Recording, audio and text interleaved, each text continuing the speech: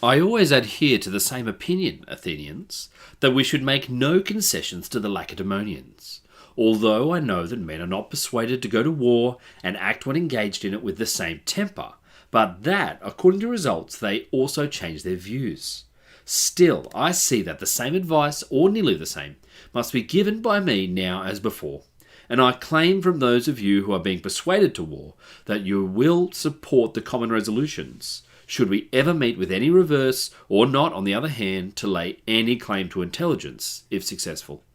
For it frequently happens that the results of measures proceed no less incomprehensibly than the counsels of man, and therefore we are accustomed to regard fortune as the author of all things that turn out contrary to our expectation. Now the Lacedaemonians were both evidently plotting against us before, and now especially are doing so. For whereas it is expressed in the treaty that we should give and accept judicial decisions of our differences, and each side, in the meantime, keep what we have, they have neither themselves hitherto asked for such a decision, nor do they accept it when we offer it, but wish our complaints to be settled by war, rather than by words, and are now come dictating, and no longer expostulating. For they command us to raise the siege of Potidæa, and to leave Aegina independent, and to rescind the decree respecting the Megarians.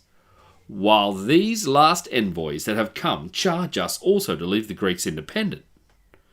But let none of you think we should be going to war for a trifle, if we did not rescind the decree respecting the Megarians, which they principally put forward, saying that if it were rescinded, the war would not take place, nor leave in your minds any room for self-accusation hereafter, as though you had gone to war for a trivial thing. But let none of you think we should be going to war for a trifle, if we did not rescind the decree respecting the Megarians, which they principally put forward, saying that if it were rescinded, the war would not take place, nor leave in your minds any room for self-accusation hereafter, as though you had gone to war for a trivial thing. For this trifle involves the whole confirmation, as well as trial, of your purpose. If you yield to these demands, you will soon also be ordered to do something greater, as having in this instance obeyed through fear, but by resolutely refusing, you would prove clearly to them that they must treat you with more on an equal footing. If you yield to these demands, you will soon also be ordered to do something greater, as having in this instance obeyed through fear, but by resolutely refusing, you would prove clearly to them that they must treat with you more on an equal footing. Henceforth, then, make up your minds, either to submit before you are hurt, or, if we go to war, as I think is better, on important or trivial grounds alike, to make no concession, nor to keep with fear what we have now acquired. For both the greatest and the least demand from equals, imperiously urged on their neighbours previous to judicial decision, amounts to the same degree of subjugation. Now, with regard to the war and the means possessed by both parties, that we shall not be the weaker side, be convinced by hearing the particulars. The Peloponnesians are men who cultivate their land themselves, and they have no money either in private or public funds. Then they are inexperienced in long and transmarine wars, as they only wage them with each other for a short time, owing to their poverty.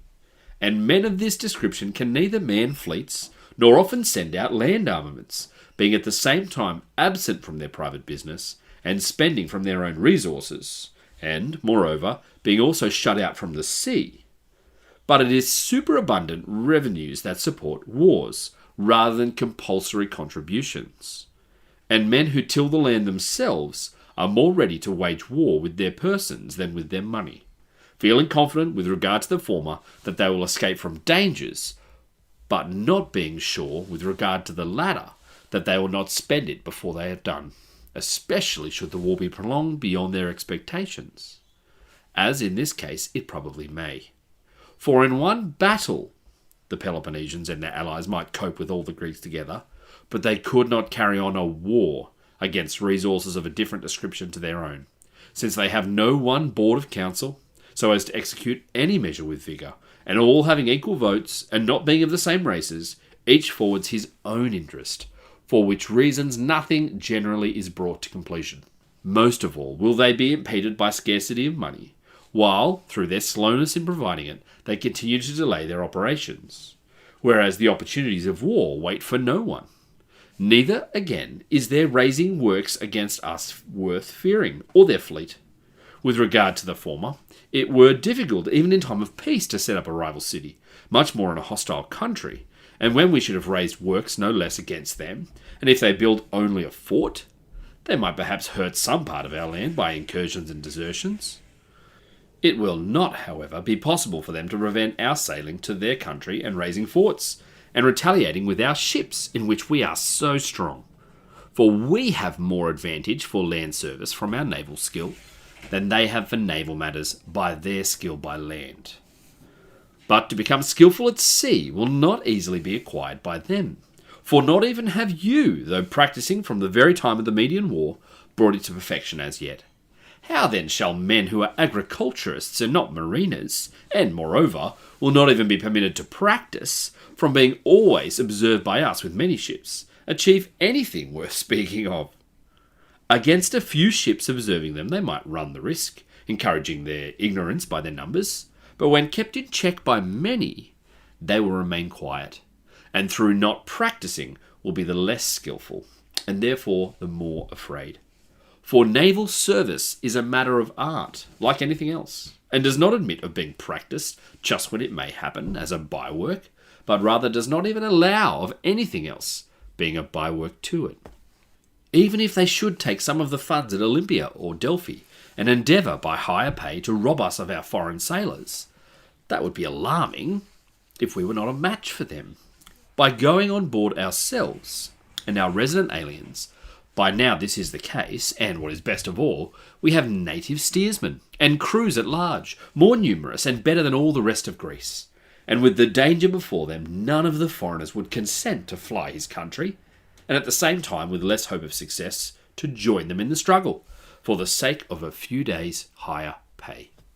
The circumstances of the Peloponnesians then seem, to me at least, to be of such or nearly such a character, while ours seem both to be free from the faults I have found in theirs, and to have other great advantages in more than an equal degree. Again, should they come by land against our country, we will sail against theirs, and the loss will be greater for even a part of the Peloponnese to be ravaged than for the whole of Attica, for they will not be able to obtain any land in its stead without fighting for it, while we have abundance both in islands and on the mainland.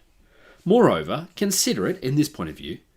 If we had been islanders, who would have been more impregnable?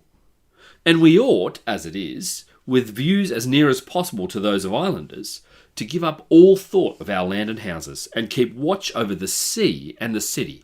and not, through being enraged on their account, to come to an engagement with the Peloponnesians, who are much more numerous, for if we defeat them, we shall have to fight again with no fewer of them, and if we meet with a reverse, our allies are lost also, for they will not remain quiet, if we are not able to lead our forces against them.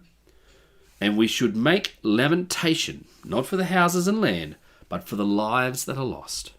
For it is not these things that gain men, but men that gain these things. And if I thought that I should persuade you, I would bid you go out yourselves and ravage them, and show the Peloponnesians that you will not submit to them for these things, at any rate. I have also many other grounds for hoping that we shall conquer, if you will avoid gaining additional dominion at the time of your being engaged in the war, and bringing on yourselves dangers of your own choosing, for I am more afraid of our own mistakes than of the enemy's plans. But those points shall be explained in another speech at the time of the events.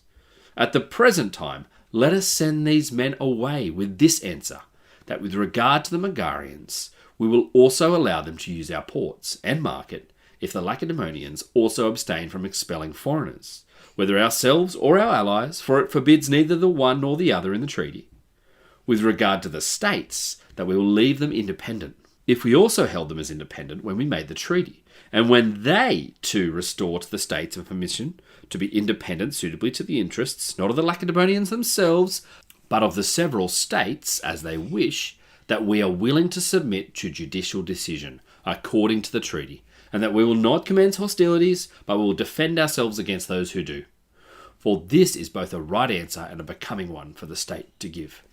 But you should know that go to war we must, and if we accept it willingly rather than not, we shall find the enemy less disposed to press us hard, and, moreover, that it is from the greatest hazards that the greatest honours also are gained, both by state and by individual. Our fathers, at any rate, by withstanding the Medes, though they did not begin with such resources as we have, but had even abandoned what they had, and by counsel more than by fortune, and by daring more than by strength,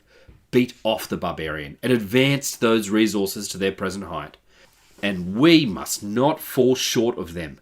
but must repel our enemies in every way, and endeavour to bequeath our power to our posterity no less.